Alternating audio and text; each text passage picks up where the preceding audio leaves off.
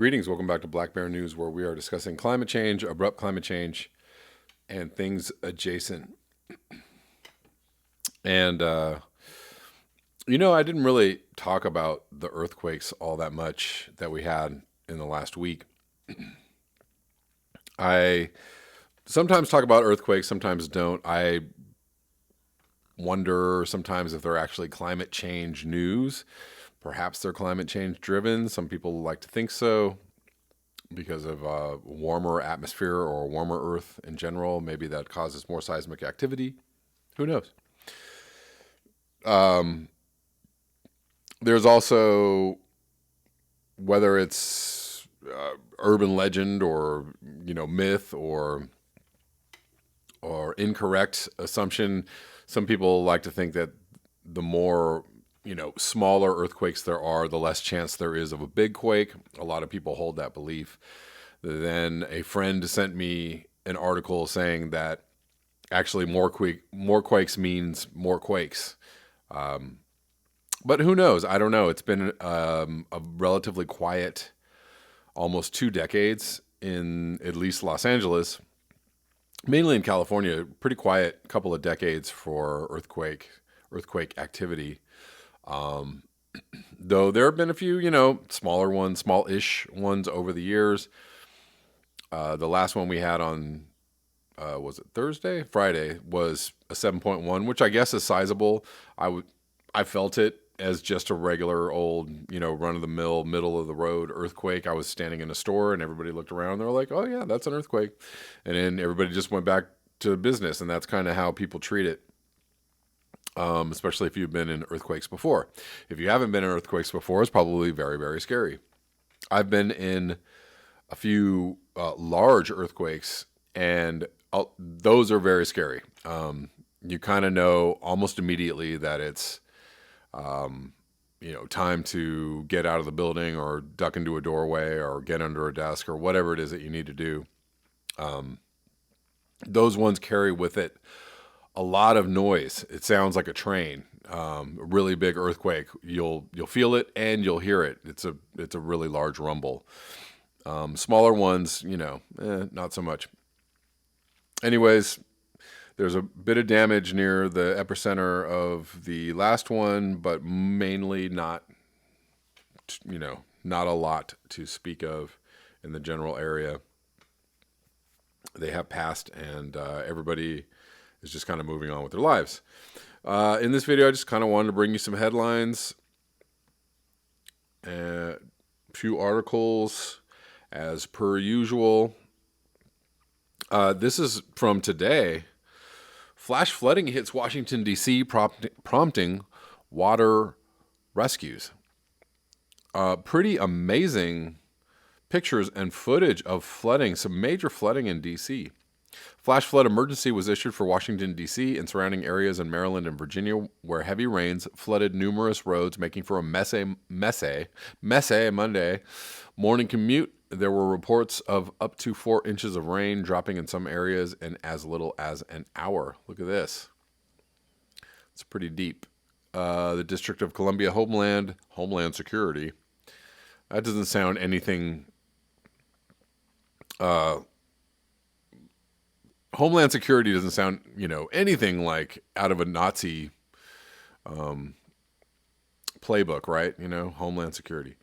An emergency management agency advised drivers to stay off the roads. Do not go through flooded road sidewalks, the agency said, et cetera, et cetera.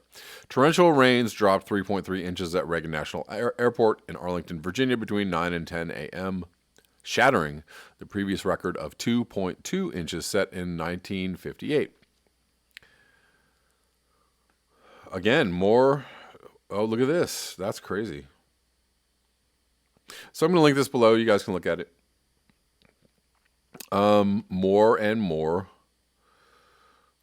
heavy rain events as climate change continues to escalate. So I found an article, or an article was sent to me, but this is actually from last week. Somebody sent me a video today from Dabu, who sometimes does extreme weather videos, like the rest of his content or not. Sometimes he covers extreme weather videos, and his was from yesterday. basically covering this story out of Tennessee. River flooding in Tennessee ruins cotton and soybean crops. This is about a week old. Some of these headlines are about a week old, but I try and cover as many things as I can. And by the time I get to some articles, it takes me days to actually kind of catch up to where I'm at or what I want to cover. Wearing wading boots and wide-brimmed hat, Derek Curry casts his green fishing line into a pool of brown water along a rural Tennessee road. In a couple of minutes, he reels in a flapping bounty, a nice-sized catfish that he puts in a cooler to take home. Curry's fishing hole looks like a lake, but it isn't one. It's farmland inundated by floodwater. So lush green fields of cotton and soybeans turned into lakes Tuesday, and this would be last Tuesday, as flooding from the overfull Mississippi River covered thousands of acres of farmland in Lauderdale County in West Tennessee.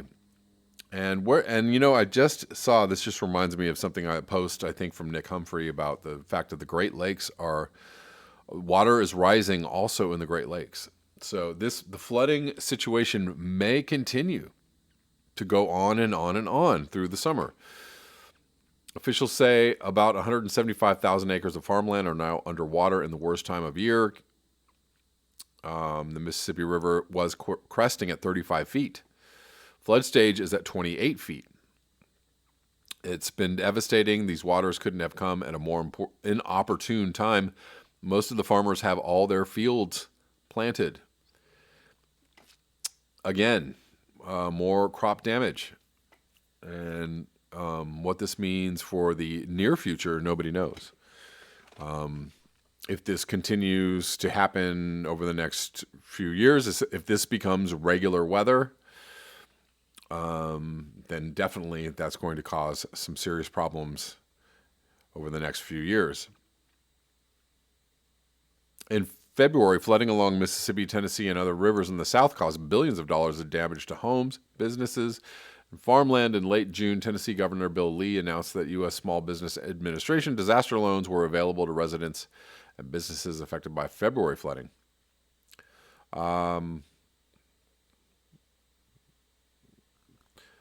So yeah, this is from AP News, July 2nd. So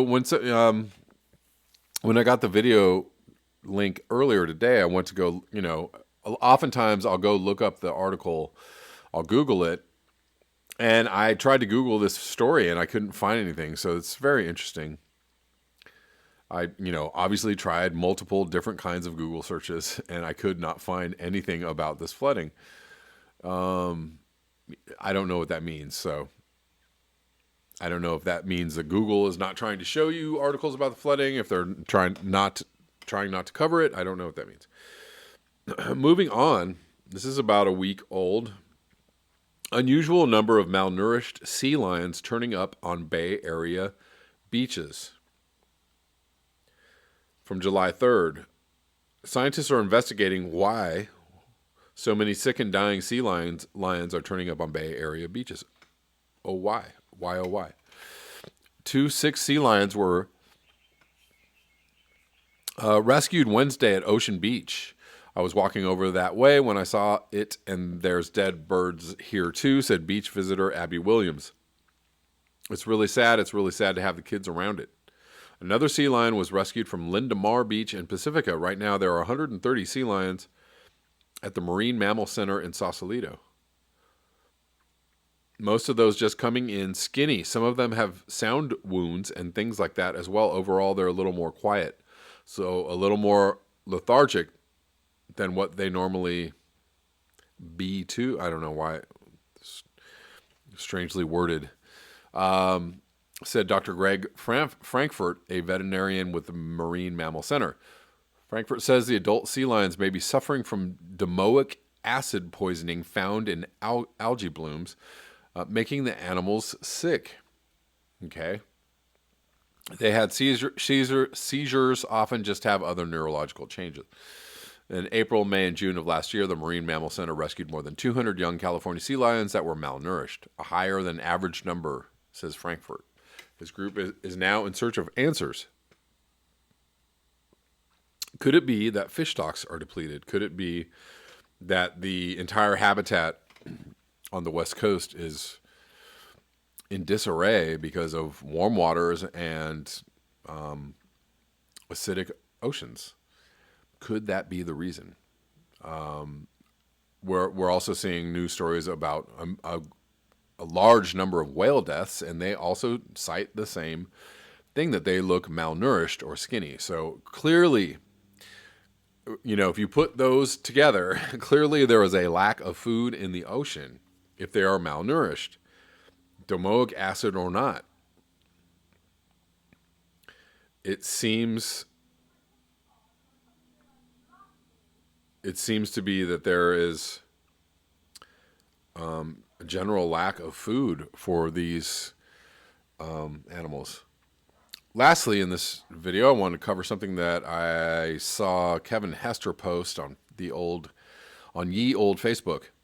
Nuclear power, once seen as impervious to climate change, threatened by heat waves, and I covered this last year during the summer a bit.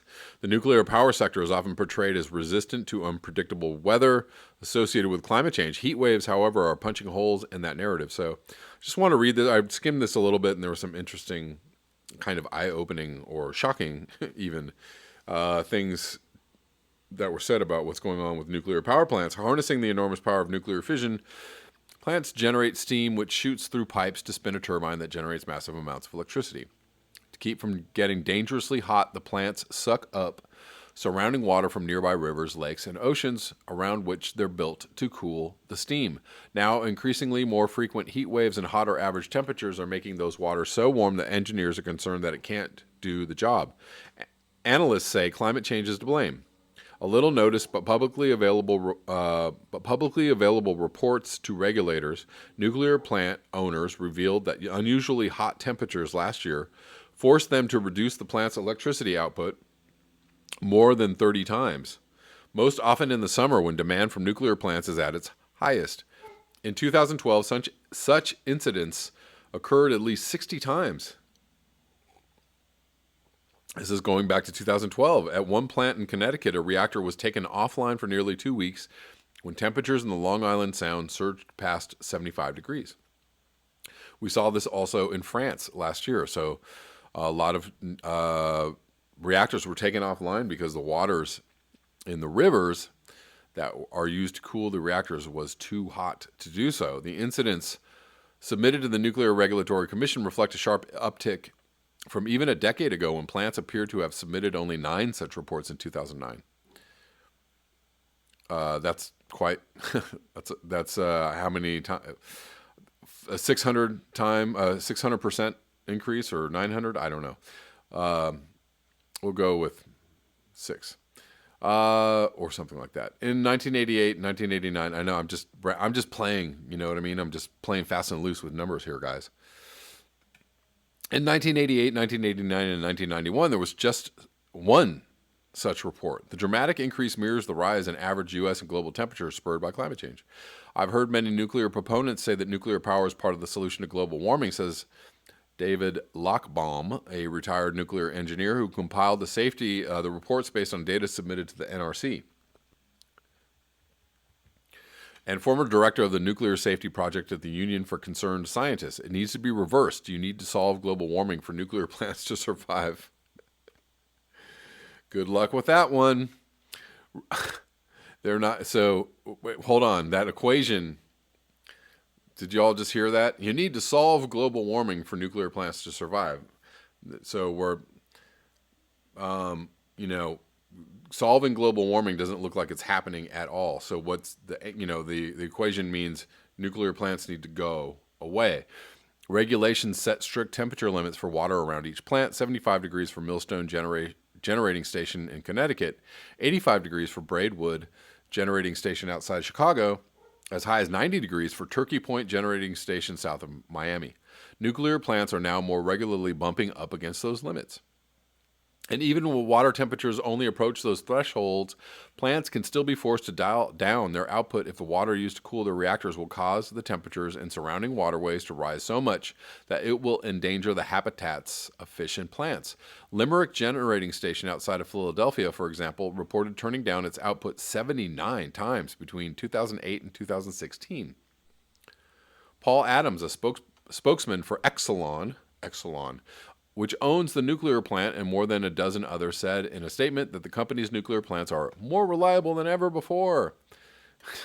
Adding that last summer, this company's 14 plants produced the maximum amount of power, 96.7% of the time, and generated a record amount of electricity for the year. That means that it will always be that way. That's what he's trying to tell you. A handful of plants in recent years have received temporary waivers from regulators to continue operating with warmer water. We just changed the rules, right? So if things just get too dangerous, they just go, oh, don't worry, it's fine, everything's fine. The NRC, in a statement, emphasized that such plants, when they calculated their original heat limits, based the figures on a number of pessimistic assumptions, allowing a wide margin to operate at higher temperatures. No matter what avenue a plant takes in attempting to deal with water discharge heat limits, the NRC will only allow such actions if the evidence presented shows the plant will continue to operate safely and that people in the environment are adequately protected, NRC spokesman Scott Burnell says. Climbing temperatures are not the first climate impact to strike nuclear power plants. The sector also faced challenges from periodic but increasingly frequent droughts that can cause local water sources to run low. Or what about floods that cause local water sources to run too high? It's not just water temperatures that plants have to contend with. Air temperatures can also cause conditions inside the plant to get too hot to operate. So desperate was a power plant in France during last year's heat wave that had began spraying water on the outside of the building to keep the interior from overheating.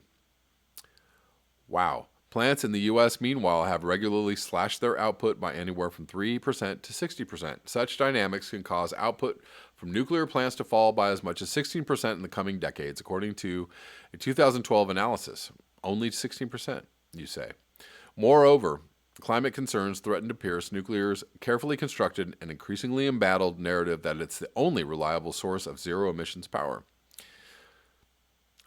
Already, the country's aging fleet of nuclear plants is facing stiff competition from cheap natural gas and more recently falling prices for solar and wind paired with battery storage. Rising temperatures by forcing nuclear plants to reduce their output have made this already problematic resource even less viable in the current energy environment and economy, says Dan Kahneman, a professor of nuclear engineering at the University of California, Berkeley. What about the fact that nuclear plants can melt down if they're not cooled properly, or if they run out of power, or, they're not saying anything about the really, really, really bad things that can happen, the bad things that will happen as climate change gets worse. Unlike other power sources such as gas, oil, and coal, increasing and decreasing the output from a nuclear plant puts considerable strain on the facility, forcing earlier and more frequent maintenance expenses in a cash-strapped industry.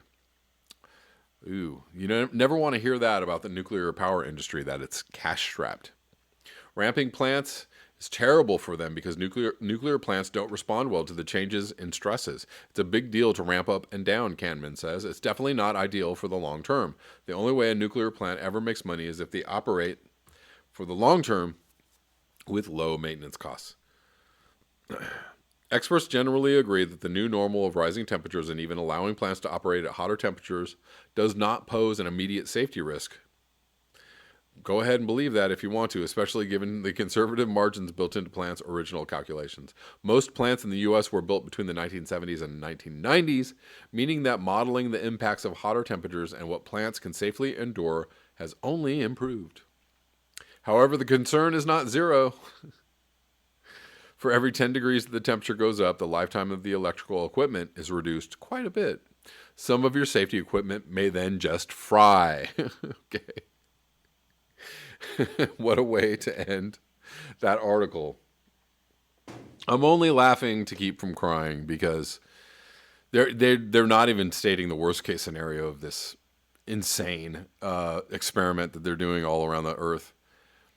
It only takes a few of these nuclear plants to melt down catastrophically, and and then what? And then what is it that people are living with? What kind of conditions are people trying to live with? And what does that do to the environment and to probably large populations of people when that happens? Your guess is as good as mine. That's all I have for you today. Thank you so much for your eyes, your ears, and your conscience. If you would like to support this channel, you can do so at the links below. Until next time, peace.